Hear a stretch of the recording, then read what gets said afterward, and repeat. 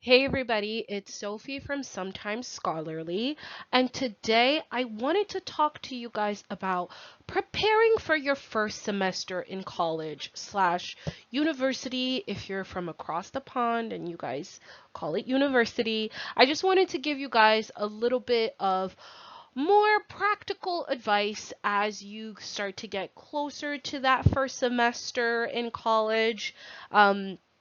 I think there's a lot of videos out there that are going to be offering you some pieces of advice more on the social and what you should get for your dorms and stuff like that. But I want to give you some more practical advice about things that you will need to do and the likes. So, the first practical advice I want to give you guys is get to know your campus. I would hate for you guys to walk in on your first day of school, your first day of class, and you have no idea where anything is located at your school. So get to know your school, get to know your campus, figure out where you're going. This is very easy to solve. You can find a map of your campus. They usually have those located on your school's website. Or if you can't find one of those, I suggest attending a school tour. And if they don't do school tours, maybe on a day that you have free, you can just go to your school and try to walk around, see where everything is, where your specific department is. For example, I got my BA in biochemistry, so I frequented the chemistry department very, very, very often. So for me, doing this would have looked like trying to locate where the chemistry department is, where the lecture halls for those classes are, where the labs are, and that's kind of what you want to try to do. Another really important thing that can easily go by without you realizing you might need this is your school's phone directory. Sometimes it is really just as simple as making a phone call. And I know for a lot of us, it is very difficult to make a phone call, but sometimes that really is the easiest solutions to everything. And for the most part, most schools will tell you where they're located on their voicemails when you call it. I believe it's usually an option, maybe like option one or two, where it's located and directions for how to get there. And sometimes you could just get what you need done over the phone. So it really is worth just finding all of the phone numbers for every department that you will need for your school and writing that down or just getting that phone directory. On the topic of departments, you want to become familiar with the registrar office. You want to make sure that you've completed and submitted any of the necessary documents to make sure that you are fully matriculated. You don't want to wait until the last minute when you have to enroll for classes and then realize, oh my gosh, I don't have my health forms done and now I can't apply for classes or I can't be on the dorm because I didn't get the vaccines that I needed. You want to have these done well ahead of time. So get familiar with that registrar office and get comfortable with calling them and asking them, hey, am I in the clear to enroll for classes? Do you need anything more from me? Because sometimes you might miss their emails and sometimes they might outright just not tell you that you have things that are missing because they expect you to know that already. Another thing that you might not know is that sometimes they will put holds on your account and you will not be able to enroll for classes until you get these holds cleared. For me, when I started, I had two different kinds of holds. I had a hold for advising, so they wanted me to meet with advisors before I enrolled in any classes. And the second type of hold that I had was a bursar hold, which we're going to talk about very shortly. But the bursar hold means that you owe them money and they don't want you enrolling for classes until you speak to them about the money that you owe. Which leads us to the next point. You want to get familiar with the bursar office. The bursar office, they're the people that deal with the money. They are who you talk to when you owe the school money, when you need to get on a payment plan. These are the people who you're going to be talking to. So you want to make sure that you know how much you owe for the semester. You want to know how much your financial aid is going to cover. And if there is a gap between those two numbers. So let's say, for example, your classes for the semester are $5,000, but your financial aid only covers $4,000. That means you have a $1,000 gap that you need to take care of, that you are going to be responsible for. Sometimes that might mean that you need to pay this out of pocket.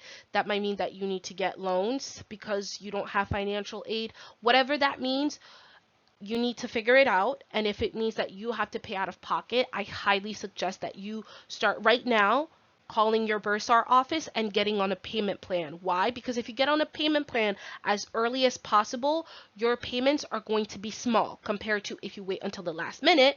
You might be paying as much as $400 compared to if you had started now. You may be paying maybe like 100 or 200 per due dates compared to, dividing your payments into two instead of four or five, or how many payments they would divide it up for you with the bursar office. Okay, so relating to this as well is getting to know your financial aid office. Your financial aid office does not deal with you owing money. They are more concerned with whether you have completed your FAFSA, if you have completed any state-specific aid applications, or if you got any scholarships, right? They're the ones that deal with that. They don't deal with how much you owe. They only deal with whatever money is being given to you to fund your education. So, you need to make sure you complete FAFSA. If you have any trouble completing FAFSA, you need to contact your school's financial aid office. When you complete your FAFSA, please, please, please make sure you mark on there that you want to do work study. Very important. What is work study? Work study is you getting a job on campus. They can either assign it to you, or you can find one. I'm not sure how it works in other schools, but at my school, there was a website you could apply to one, and they would give it to you, depending on if you pass the interview. And once you get hired for that job, they pay you using your FAFSA funds, or I guess it's a different type of fund, but they use FAFSA money to pay you for work study, and it's much more flexible. It's part-time, but it's more flexible, and they're more understanding of the fact that you're a student and you might not be able to work all the time, and they'll allow you to study sometimes. It's very flexible, very, very good type of job for you to have, especially your first semester of college. If you're in New York, you should really consider, not even consider, you absolutely need to apply for TAP. You just have to. And if you don't qualify, you should also consider applying for Excelsior. But absolutely, absolutely make sure you apply for financial aid. And if you can and you have the capacity to, you should also make sure that you apply for scholarships. Those will absolutely help you fund your education. And if you feel like you have any trouble finding these scholarship opportunities, talk to your financial aid office. Sometimes they can let you know of any scholarship opportunities that they might have. If your school is nice, they might email you back with a list, or they might email you back with a link to a website that would give you more information about scholarship opportunities that are available at your school. Next, you want to make sure that you meet with your academic advisor. You want to try to discuss what your career goals are and if your major is going to be helpful for you in that. For example, if you want to become an actuary, what major would be most helpful in helping you achieve that, right? Maybe it is being a math major. Maybe they think that you should be a business major. Whatever it is, right? You want to try to discuss that with them because they have experience, and they could more um, they're better equipped to guide you as to where you should be going and what you should be doing in order to achieve your career goals. Another good question to ask: how long does it usually take to complete your degree? This might seem like a scary question, but the reason that I implore you to ask it is because you need to remember that this is a marathon. It is not a sprint. And if you come to terms early on with realistically how long it is going to take you to complete this degree, it is going to feel significantly less like a slap in the face when you realize you have to spend longer than expected at your school. For example, I thought I was going to complete my biochemistry degree in 4 years, but because of some setbacks and some other things, it took me 5 years to complete my degree. And that's not abnormal for a lot of people. Sometimes it just takes you more than 4 years to do it. Sometimes the coursework is just so heavy that you do need 5 years to complete it.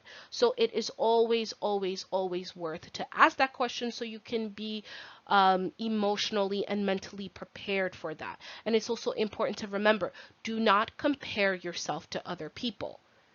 Just because someone was able to complete their degree in 3 years, it doesn't mean that you should also complete your degree in 3 years. It's just that's how it ended up working out for them.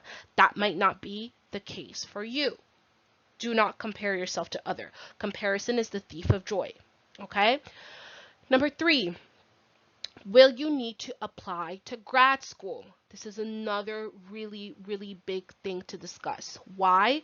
Because if you need to apply to grad school, you want to start working on building your application for grad school as early as freshman year. Like I said, this goes right back to number 1, which is what are your career goals and is your major going to be helpful in getting you to achieve that goal? For example, if you want to become a lawyer, right? Maybe your advisor tells you it would be of interest of you for you to be an English major because it would help you learn to write, learn how to dissect some of the things that you read, some arguments, some articles. It would teach you how to build a better argument. All of these things. They might tell you that it would be, a good idea for you to major in English, but then they might also tell you that yes, well, actually, they might not just tell you that you're going to need to go to grad school. You do have to go to grad school to become a lawyer, right? You have to go to law school to become a lawyer, right? So if you know that that's something that you're going to need to do, then you can start preparing now by participating in, which, I mean, we're going to get to that, but you can start now by participating in some extracurricular activities, and they might also be able to tell you about some classes that you should consider taking that will help you stand out, right? So that's why you always want to ask. There's always, nuggets of information that they could provide you that you may not have otherwise known. Again, that also leads us to the 4th point, which is, are there any programs or any early admissions opportunities that you should think about? The best example that it can provide to you for this is if you are considering med school. If you're considering going to medical school, there are a lot of programs that you can apply to as sophomores, right? Where you can get an early admission into medical school, and your score on the MCAT is less, I don't want to say it's less important, but it weighs less in comparison to the other things that you have, right? I know of quite a few programs in New York that have this. I don't know about other states, but again, you want to make sure that you become aware of these as soon as possible so that you can qualify for them, right? I do know that for one of these types of programs, you can apply to med school as a sophomore, but there are certain classes that you need to take in order to qualify for that, right? So again, this is why we want to ask these questions before the start of the first semester so that you know exactly what you need to do in order to make yourself, eligible for these opportunities, right? And also grade requirements that they might have. So again, you want to make sure that you know what you need to do in order to become eligible and in order to stay eligible. Number 5, if you need to attend grad school, again, this is something I said earlier, what are some activities that will help you stand out, right? Again, they've probably seen it a million times and they can be great resources as to what you should do or what you should consider doing in order to stand out for when you decide to apply to grad school. Okay? finally, or actually not quite finally, but you want to get involved. This goes back again to the last slide. You want to try to get involved. You want to try to join a club, get an on-campus job, volunteer. You can even find your school's Office of Student Affairs and learn about clubs and events.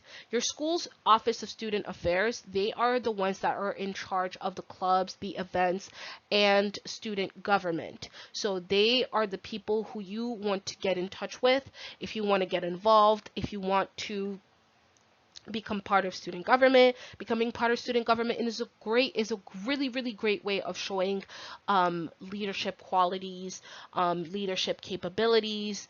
So you really want to try and get involved there. um what else? I mean, yeah, that's pretty much it. Just try to get involved. It's also really great for your personal life, personal development. Meeting people from different walks of life is really important into expanding your horizons, expanding your understanding of other people, of other cultures. So make sure you try to meet people, and you do that by doing this, joining clubs, getting a job on campus, and volunteering, okay? Sorry. Finally, you want to get your hands on your school's academic calendar. Why? Your school's academic calendar gets released a few months in advance. Sorry. And it gives you information about some really important dates um, that are going to be coming up, like the first day of class, recess, or any types of vacations that you might have. Sorry, I had to take a pause to cough, but yes, you need to make sure you get your hands on your school's academic calendar. These are going to have all of the dates that you need to keep in mind, especially dates like the last day that you can withdraw from a class without it showing up on your transcript. That's very important to know, because if you decide to take a class that is unexpectedly hard for you, or you feel you don't have the capacity to take this class at that time, you need to know when's the last day you can drop it, so that it doesn't reflect on your portfolio and in turn negatively affect you when you apply to grad school or any of those other programs, right? So you want to make sure you get your hands on that as soon as possible, and that you transfer those important dates onto your personal calendar, your planner, whatever it is that you use. You want to make sure you know those dates, or that at least you have them readily available to you, okay? And finally, you want to make sure that you don't purchase school supplies until 2 weeks into the semester. I don't know about your dorm supplies or whatever. I'm talking specifically about school supplies, as in what you need to write in class and all of that. I want you to wait until 2 weeks after classes start. Why? Because 2 weeks into the semester, 2 weeks into you actually starting classes, when you will really know what you need for class. Likely your professor will tell you what you need. Sometimes they'll tell you what you need in your syllabus, but what they write in the syllabus isn't always what ends up happening in class, right? So sometimes they'll tell you, yes, you might need this, or you might not need this, and then afterwards you start and you realize, oh, I absolutely need this, or actually I could have gotten away with not purchasing that, right? And then sometimes you buy notebooks thinking that you're going to write extensive notes for class, and come to find out your professor is not the type to, need you to write notes, because they release the PowerPoint ahead of time, and you could just take notes on the PowerPoint, right? So you don't want to waste your money purchasing a notebook if your professor is just going to give you the PowerPoint ahead of time, and you can just take your notes right on top of the PowerPoint, right? So you always want to wait 2 weeks into the semester before you get your supplies. It's a great way to save money, and you're only purchasing what you need, also helping reduce the amount of waste that you create. Okay, this is everything. I apologize for the cough. I am getting over a cold or a flu. I don't know what it is, but I hope this is helpful to you. Again, this is more so the logistics, the nitty gritty of what you need in order to start um, your first semester of school on the right foot. If you have any questions, feel free to ask them. I will do my best to answer them in the comment section. Otherwise, good luck, have fun. You'll only get to live your first semester one time, so enjoy it, make the best of it, and remember, everything is going to be all right. Okay? Have a wonderful day. Good luck. Bye bye.